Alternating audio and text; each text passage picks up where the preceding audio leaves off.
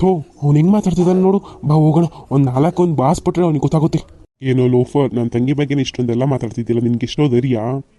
ನಿನಗೆ ಎಷ್ಟೋ ಧೈರ್ಯ ಇದೆ ನನ್ನ ತಂಗಿ ಮದುವೆ ಆಗೋಕ್ಕೆ? ಹಂಗೆ ಕೊಡು, ನಾನು ನಿನ್ನ ತಂಗಿನ ಮದುವೆ ಆಗ್ತಿದ್ದೀನಿ ಅಂತ ಹೇಳ್ತಾ ಇರೋದು. ಏನೋ ಲೋಫರ್, ನೀನು ಕೇಳಿದ ತಕ್ಷಣ ಕೊಡೋಕ್ಕೇನೋ ನನ್ನ ತಂಗಿಯೇನೋ ಆಟದ ಗೊಂಬೆ ಮಾಡ್ಬಿಟ್ಟಿದ್ದೀನೋ? ನೀನೇ ಮಾಡಿರೋ ಅವಾಂತರಕ್ಕೆ ನನ್ನ ತಂಗಿ ಕಾಲ್ಗೆ ಬಿದ್ದು ನಿನ್ನ ಕ್ಷಮೆ ಕೇಳ್ಬೇಕು ಅಂಥದ್ರಲ್ಲಿ ಇವತ್ತು ನನ್ನ ಅಪ್ಪನ ಎದುರಿಗೆ ನಿಂತ್ಕೊಂಡು ಈ ಮಾತು ಹೇಳ್ತಿದ್ದಿಲ್ಲ. ನಿನ್ಗೆ ಎಷ್ಟು ಧೈರ್ಯ? ಬಿಡೋ ರಘು, ನೀನು ಯಾಕೋ ಇಲ್ಲಿಗೆ ಬರೋಕೆ ಹೋದೆ? ಬಿಡಪ್ಪ, ಇವನ್ನ ಹುಟ್ಲಿಲ್ಲ ಅನಿಸ್ಬಿಡ್ತೀನಿ. ಇನ್ನೊಂದು ದಿನ ಯಾವ ಹೆಣ್ಮಕ್ಳು ತಂಟೆಗೂ ಇವನು ಹೋಗ್ಬಾರ್ದು. ನಿನ್ನೆ ತಾನೇ ಈ ಲೋಪರ್ ನನ್ನ ಮಕ್ಳಿಗೆ ಹಿಂಗೇನು ಬುದ್ಧಿ ಕಳಿಸ್ಬೇಕು ಇಂಥವ್ರಿಗೆಲ್ಲ. ಬರೀ ಮಾಯಿ ಮಾತಲ್ಲಿ ಹೇಳಿದ್ರೆ ಅರ್ಥ ಆಗಲ್ಲ. ಇವನಿಗೆ ನಮ್ಮ ಸ್ಟೈಲಲ್ಲೇ ಹೇಳಿದ್ರೆ ಮಾತ್ರ ಕೇಳೋದು. ಹರೀಶ್, ಪೊಲೀಸ್ ಸ್ಟೇಷನ್ಗೆ ಕಾಲ್ ಮಾಡು. ಹೇಗೋ ನಿನಗೆ ಇನ್ಸ್ಪೆಕ್ಟರ್ ಗೊತ್ತಲ್ವಾ, ಪರಿಚಯ ಇದಾರಲ್ವಾ, ಮದುವೆ ಆಗೋವರೆಗೂ ಇವನು ಹೊರಗೆ ಬರಬಾರ್ದು. ಹಂಗೆ ಒದ್ದೊಳಗೆ ಹಾಕ್ಬಿಡ್ಲಿ, ಇವನಿಗೆ ಆವಾಗ ಬುದ್ಧಿ ಬರುತ್ತೆ. ನೀನು ಇದೆಲ್ಲ ಏನು ಮಕ್ಕಳಾಟ ಅನ್ಕೊಂಡ್ಬಿಟ್ಟಿದ್ಯೇನೋ? ಕೋಪದಲ್ಲಿ ಮೂಕು ಇಟ್ಕೊಂಡ್ರೆ ಮತ್ತೆ ಬರಲ್ಲ. ಇದೆಲ್ಲ ಸೂಕ್ಷ್ಮ ವಿಚಾರ. ನಿನಗೆ ಇದೆಲ್ಲ ಅರ್ಥ ಆಗಲ್ಲ. ಬಿಟ್ಟು ಅವನ. ಹರೀಶ್, ನೀನು ರಘುನ ಮನೆಗೆ ಕರ್ಕೊಂಡು ಹೋಗಪ್ಪ. ಅಂಕಲ್, ನೀವು ಬನ್ನಿ, ಆಗಲೇ ಟೈಮ್ ಆಗಿದೆ, ಆಂಟಿ ಕಾಯ್ತಿರ್ತಾರೆ. ಹಾಗೆ ರಘು ಅಂಕಲ್ ಇಬ್ರು ಮನೇಲಿ ಈ ವಿಷಯದ ಬಗ್ಗೆ ಮಾತಾಡಕ್ಕೆ ಹೋಗ್ಬೇಡ್ರಿ. ಅದರಲ್ಲೂ ಖುಷಿ ಹತ್ರ ಮಾತ್ರ ಇಷ್ಟೆಲ್ಲ ಆಗಿದ್ದು ಯಾರಿಗೂ ಗೊತ್ತಾಗಬಾರ್ದು. ಇಲ್ಲೇ ಮುಗಿಸ್ಬಿಡ್ರಿ ಇದನ್ನ. ರಘು, ಗಾಡಿ ಹತ್ತೋ, ಈಗ ಮಾತಾಡೋ ಸಮಯ ಅಲ್ಲ. ಅವನ ಮನಸ್ಸಲ್ಲಿ ಏನೇನಿದೆಯೋ ವಿಚಾರಿಸೋದ್ರು ಆಮೇಲೆ. ಅಯ್ಯೋ, ಟೈಮ್ 11 ಗಂಟೆ ಆಗ್ಬಿಟ್ಟದ. ಇಷ್ಟು ತನಕ ಮಲ್ಕೊಂಡ್ಬಿಟ್ಟಿದ್ದೀನಿ ನಾನು. ಅಮ್ಮ, ಇಷ್ಟೊತ್ತಾದ್ರೆ ಯಾಕಮ್ಮ ಎಪ್ಸಿಲ್ಲ ನನ್ನ ಇವತ್ತು? ಡೈಲಿ ಎಬ್ಬಿಸ್ತಿದ್ದೆ ಬೈಕೊಂಡು, ಇವತ್ತು ಯಾಕೆ ಎಪ್ಸಿಲ್ಲ? ಏನಾಯ್ತಮ್ಮ ನಿನಗೆ? ನಿಮ್ಮ ಅಣ್ಣ ಹೇಳಿದಾನೆ, ಅವಳು ಎಷ್ಟೋ ತನಕ ಮಲ್ಕೊಂತಾಳೆ ಅಷ್ಟೋ ತನಕ ಮಲ್ಕೊಳ್ಳಿ ಅಂತ. ನನ್ನ ಮುದ್ದು ತಂಗಿ ಎಷ್ಟೊತ್ತು ಮಲ್ಕೊಂಡ್ರು ಅಷ್ಟೊತ್ತು ಮಲ್ಕೊಳ್ಳಿ, ಯಾರು ಎಬ್ಬಿಸ್ಬೇಡಿ ಅಂತ ಆರ್ಡ್ರು ಬೇರೆ ಮಾಡೋಗಿದ್ದಾನೆ ನಿನ್ನ ಅಣ್ಣ. ಅದಕ್ಕೆ ನಾನು ಸುಮ್ಮನಾಗ್ಬಿಟ್ಟೆ.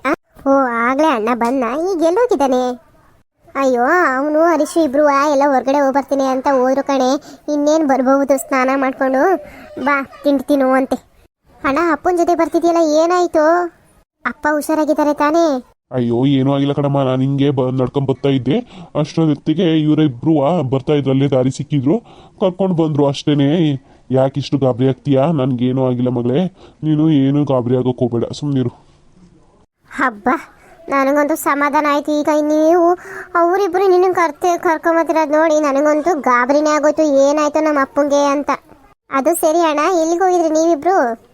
ಅದು ಖುಷಿ. ಹಾ, ಹೇಳಣ್ಣ, ಎಲ್ಲಿಗೋಗಿದ್ರಿ? ಅದು ಖುಷಿ ಅವರೇ, ದೀಪ ಅವರು ಏನೋ ಗಿಫ್ಟ್ ಕೇಳಿದ್ರಂತೆ, ಅದನ್ನ ತರೋಕೆ ಹೋಗಿದ್ವಿ ಅಷ್ಟೇನೆ. ನೀವೇನೋ ಈಗ ತಿಂಡಿ ತಿಂದಿದ್ದಾಗಿದ್ರೆ ಹೋಗಿ ರೆಡಿ ಆಗ್ರಿ, ನಾವು ಎಲ್ಗ ಹೋಗಿ ಕರ್ಕೊಂಡು ಹೋಗ್ತೀವಿ, ಬರುವಂತ್ರಿ ನೀವು. ಎಲ್ಲಿಗಣ? ಇಲ್ಲಿಂದ ಒಂದು 30 ಕಿಲೋಮೀಟರ್ ದೂರದಲ್ಲಿ ಒಂದು ಶಿವಪ್ಪನ ದೇವಸ್ಥಾನ ಇದೆಯಂತೆ. ಅದು ತುಂಬಾ ಪವರ್ಫುಲ್ ದೇವರು ಅಂತೆ. ಅಲ್ಲಿ ಮನಸಾರೆ ಏನು ಬೇಡ್ಕೊಂಡ್ರು ಈಡೇರುತ್ತಂತೆ. ಅದಕ್ಕೆ ನಾನು ನೀವು ರಘು ಹೋಗ್ಬರೋಣ ಬನ್ನಿ. ಬೇಡ, ನಾನು ಎಲ್ಗೂ ಬರೋಲ್ಲ. ನೀವು ಹೋಗಿ ಬರೋದಿದ್ರೆ ಹೋಗ್ಬರಿ, ನಾನು ಮನೇಲೇ ಇರ್ತೀನಿ. ಹರೀಶ್, ನೀನು ಕರೆದ್ರೆ ನನ್ನ ತಂಗಿ ಬರಲ್ಲ ಆದರೆ ನಾನು ಕರೆದ್ರೆ ನನ್ನ ಖುಷಿ ಪುಟ್ಟ ಕರೆದ್ರೆ ಬಂದೇ ಬರ್ತಾಳೆ. ಬರಲ್ಲ ಅನ್ನೋ ಚಾನ್ಸೇ ಇಲ್ಲ ನನ್ನ ಬಂಗಾರಿ. ಸರಿ ಅಣ್ಣ, ನಾನು ಬರ್ತೀನಿ. ಆದರೆ ನನ್ನ ಜೊತೆಗೆ ದೀಪನೂ ಕೂಡ ಬರಬೇಕು. ಒಂದೇ ಬೈಕಲ್ಲಿ 4 ಜನ ಹೋಗೋಕ್ಕಾಗಲ್ಲ. ಇವತ್ತು ನೀನು ಬಾ, ದೀಪನ ಇನ್ನೊಂದು ದಿವಸ ಕರ್ಕೊಂಡು ಹೋಗೋಣ, ಸರಿನಾ? ಅದೆಲ್ಲ ಗೊತ್ತಿಲ್ಲ, ಬೇಕಿದ್ರೆ ಬಸ್ಸಲ್ಲಿ ಹೋಗೋಣ.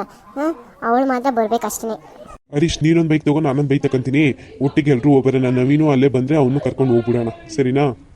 ಅವನೆಲ್ಲೋ ಫ್ರೆಂಡ್ಸ್ ಜೊತೆಗೆ ಈಜೊಡೆಗೆ ಹೋಗಿದ್ದಾನೆ, ಏನೋ ಸ್ವಿಮ್ಮಿಂಗು ಅನ್ನಪ್ಪ, ಅದಕ್ಕೆ ಹೋಗಿದ್ದಾನಂತೆ. ನೀವು 4 ಜನ ಹೋಗ್ಬಿಟ್ಟು ಬರ್ರಿ. ದೀಪಂಗು ಫೋನ್ ಮಾಡಿ ಹೇಳು, ರೆಡಿ ಆಗ್ತಾಳೆ, ದೇವಸ್ಥಾನಕ್ಕೆ ಬಾ ಅಂತ ಹೇಳು. ಖುಷಿ, ನಾನು ಹರೀಶು ಎಲ್ಲರೂ ಹೋಗ್ತಿದ್ದೀವಿ, ಬಾ ಅಂತ ಕರಿ, ಬರ್ತಾಳೆ ಅವಳುವ. ಸರಿ ಕಣಮ್ಮ, ಆಯಿತು, ನಾವೇ 4 ಜನ ಹೋಗ್ಬತ್ತಿದ್ದಾಗ. ಅಣ್ಣ, ನಾನು ರೆಡಿ ಕಣೋ, ದೀಪ ರೆಡಿ ಆದ್ಲೇನೋ ಕೇಳು, ಫೋನ್ ಮಾಡಿ, ನಾವು ಹೋಗ್ಬಿಡೋಣ. ಕಣೆ, ಅವಳಿಗೆ ಕಾಲ್ ಮಾಡಿದ್ದೆ, ರೆಡಿಯಾಗಿದ್ದಾಳಂತೆ. ನೀನು ಹರೀಶ್ ಗಾಡಿಯಲ್ಲೇ ಬಾ, ನಾನು ಹೋಗಿ ದೀಪನ ಕರ್ಕೊಂಡು ಬರ್ತೀನಿ. ಅಣ್ಣ, ಇಬ್ರು ಎಲ್ಲರೂ ಸೇರಿ ಬಸ್ನಾಗೆ ಹೋಗ್ಬಿಡ್ಬೋದಾಯ್ತು, ಯಾಕೆ 2 ಗಾಡಿ ಸುಮ್ಮನೆ? ಹಂಗಲ್ಲ ಕಣೆ, ದೀಪಂಗೆ ವಾಮಿಟ್ ಬೇರೆ ಮಾಡ್ಕೊತಾಳೆ, ಬಸ್ ಅಂದರೆ ಆಗಲ್ಲ ಅವಳಿಗೆ. ನಿನ್ಗೆ ಯಾಕೆ ಭಯ? ಹರೀಶ್ ಇದಾನಲ್ಲ, ಅವನ ಮೇಲೆ ನಂಬಿಕೆ ಅಲ್ವಾ ನಿನಗೆ? ಅವ್ನು ನನ್ನ ಫ್ರೆಂಡ್ ಕಣೆ, ನಿನಗೆ ಭಯ ಬೇಡ, ಹೋಗು. ಅದು ಆಗಲ್ಲ ಅಣ್ಣ, ಸರಿ ಬಿಡು, ಅವ್ರ ಜೊತೆನೇ ಬರ್ತೀನಿ, ನೀನು ಹೋಗು. ಸರಿ ಕಣೆ, ನೀವಿಬ್ರು ಬನ್ನಿ, ದೀಪ ಮನೆಗೆ ಹೋಗಿ ಅವಳನ್ನ ಕರ್ಕೊಂಬರ್ತೀನಿ. ಹರೀಶ್, ನೀನು ಖುಷಿ ಕರ್ಕೊಂಡು ಮುಂದೆ ಸರ್ಕಲ್ ಐತಲ್ಲ, ಅಲ್ಲಿ ನಿಂತಿರು, ಬರ್ತೀನಿ ನಾನು. ಸರಿ ಕಣೋ ರಘು, ನಾನು ಕರ್ಕೊಂಬರ್ತೀನಿ ಖುಷಿ ಅವ್ರನ್ನ, ನೀನು ಹೋಗಿ ಕರ್ಕೊಂಬರ್ಗು ದೀಪ ಅವ್ರನ್ನ.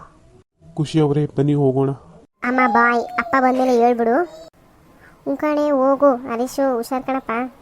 ಹ್ಞೂ ನಮ್ಮ ಹುಷಾರಾಗಿ ಹೋಗಿ ಹುಷಾರಾಗಿ ಬರ್ತೀವಿ, ಹುಷಾರಾಗಿ ಕರ್ಕೊಂಬರ್ತೀವಿ ಬಿಡಿ, ನೀವೇನು ಯೋಚನೆ ಮಾಡ್ಕೋಬೇಡಿ.